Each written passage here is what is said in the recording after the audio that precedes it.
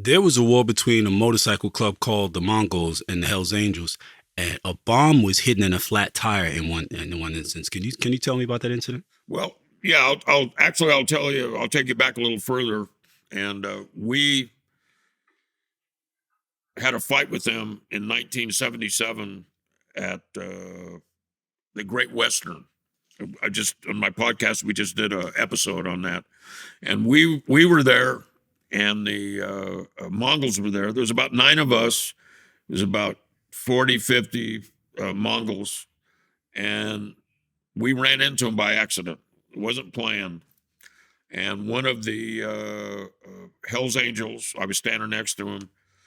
His wife had run off with a Mongol, and that Mongol was there. And of course, my brother, they locked eyes, and they started fighting. They were fighting over the woman, but the actual fight between the Hells Angels and the Mongols goes a lot deeper. There was a Mongol named Chester Green who had been a former Hells Angel up in the Richmond area, and he testified against some Hells Angels and sent them to prison for long prison terms, and it was a murder up there. And Chester Green was hiding in plain sight as a Mongol now, and the Mongols didn't know he had been an informant. So the situation with the guy's wife, Chester Green, things were building, and we ran into him by accident. My Hells Angel brother saw Bud Green, socked him, a whole fight broke out. And one of the interesting things is there was 9 of us, and in that group of 9, we would find out months later was a police informant. He was a Hells Angel prospect. And the interesting thing was he was hitting Mongols that night with an extended kickstand. He was beating these Mongols over the head with this kickstand, and his police handlers were there watching him. And the dilemma for the police handlers was, do we intercede? Do we blow this guy's cover? What do we do as police officers? And they made a decision just to stand in the shadows. They didn't get involved. And, the fight didn't last real long, maybe a couple of minutes. And one police officer broke it up. But that was the beginning of the real conflict. And what happened was we kept having dialogue with them. We had like small skirmishes with them. And a bomb was placed at a motorcycle shop, kind of a clubhouse called the Frame Up. And it was a Mongol hangout. And the bomb didn't go off. I was made to go back and get it. And I got it. And 2 weeks later, they brought another bomb in there.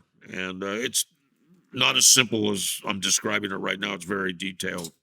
But it's a very... We got time. What's that? We got time? Yeah, we got time. Because that tire. Well, that bomb tire's thing interesting. It was packed with dynamite, and it had a pressure valve in the stem. So when they undid the valve stem, it brought the contacts up till they touched. Right. And that was the ignition for the bomb. And the bomb went off. They brought the tire in there, paid him an extra $20 they said, well, we can't get it till next week. And I think the guy said, I'll give you extra $40 or $20. I got to have it today. And he took off. They took it in the back, and they started working on the tire. And when they pulled the valve stem out, it set the contacts together and ignited the bomb. And it killed a Mongol and his 15-year-old cousin standing next to him, cut them both in half.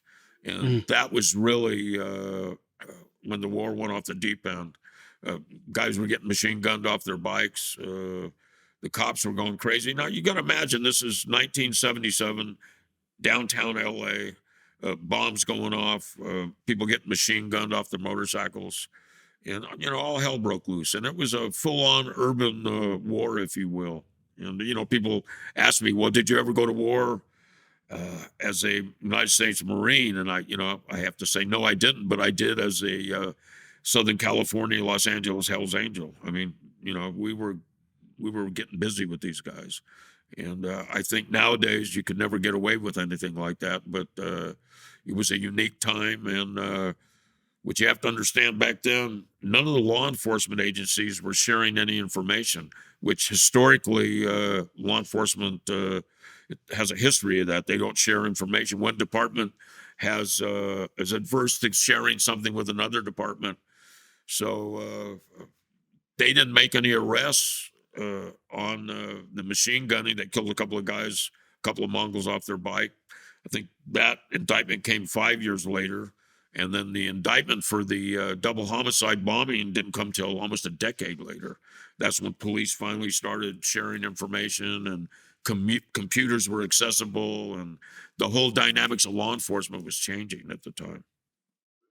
Were the tactics and behaviors of the club changing in correlation with those changes about law enforcement? Or Well, some of them were, but some of the guys were living in the past, and I went to prison in 1986, spent a year there, went to trial in 1987. It was a 9-week trial. I learned a lot about the federal laws, federal court.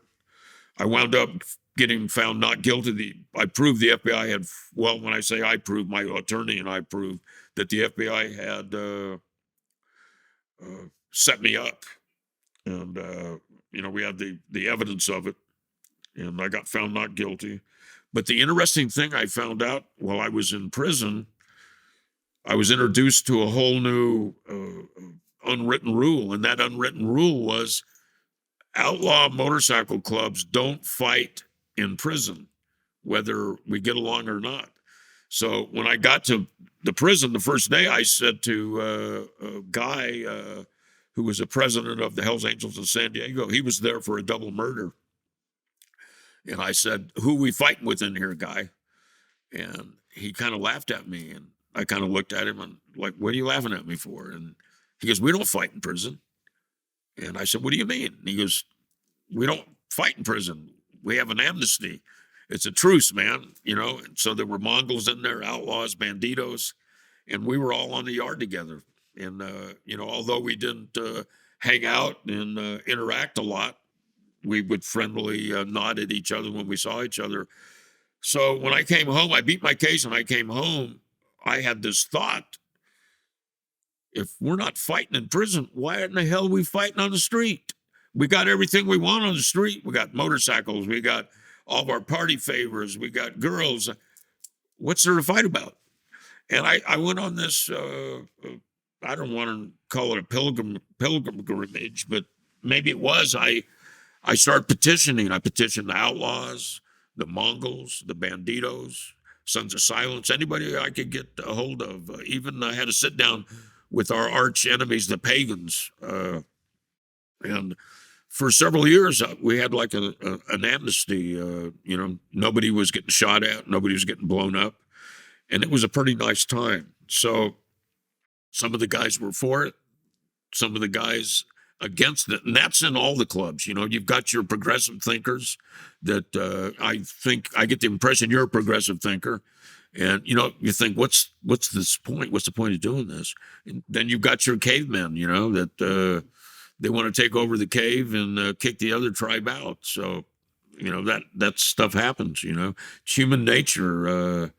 It's primal, it's instinct. And a lot of people, rather than explore their feelings and their emotions and whatnot, they just act on them, If I'm pissed off at somebody and I don't even know the guy, I got to think, well, why am I mad at this guy? And, one of the interesting things was, and I use this as my mantra to petition people, was I would ask guys in the club, in my club, I say, "Why are we fighting the outlaws?" Nobody knew. Nobody remembered. So, I would say, "You don't know why we're fighting these guys?" And they'd say, "No, I don't know." And I would tell them why. And I'd say, "Don't you think it's time to reevaluate our position? If we're not fighting with these guys over something that's, paramount right now, I go, what's the point?"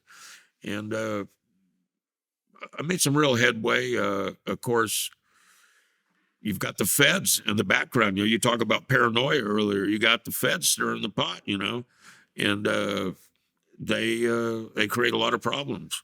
They drop rumors. They put heavy sentences on people. In the old days, like a guy would cook drugs for 3 or 4 years, make $2 or $3 million, get busted, and he'd go to prison for 18 months, 16 months.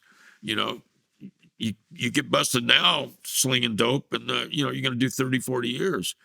People ain't going to do the time, and they dangle these exit strategies. Hey, what do you know about this guy? And the spirit's strong, but the flesh is weak, brother. They give in, and so that's what happens. So they create a lot of chaos with these mandatory minimum sentences. Yes. These heavy, you get caught with some weight, and you're gonna do 30, 40 years. People don't want to do 30 or 40 years. Yeah, they want the money though. Yeah, they certainly do want the money, Yeah, and they'll always want that money, and somebody will always step up because they think that they can do a better job, or they think that I'm not going to get caught. I'm the guy, or I'm going to do 5 moves and I'm going to retire. And you never retire because it gets so good. You don't want to give it up, or you're dead, or you're in jail. Yeah. It's a losing game, man. Yeah. Don't say never, because I retired. Well, there you go. Yeah. Me too. And you retired. We're the exception to the rule, brother. Yeah, that's a true. I wouldn't recommend it, and even with the outcome that I had,